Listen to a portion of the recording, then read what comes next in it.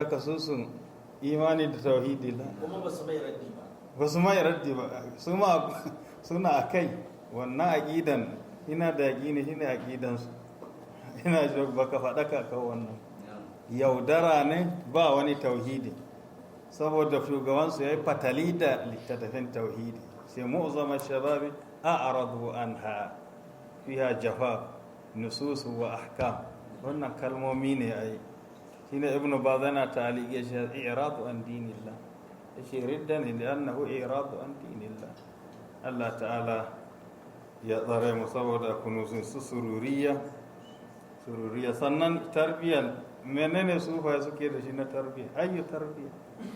ko me Allah ne shine tarbiyya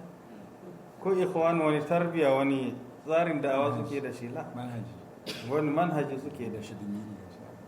ba su yi bayanin manhajinsu ba su da wani manhaji illa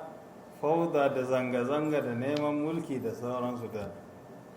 da wato shan jinin 'ya'yan mutane su tura su zanga ba su da wani manhaji na faɗa manhaji tarbiyyar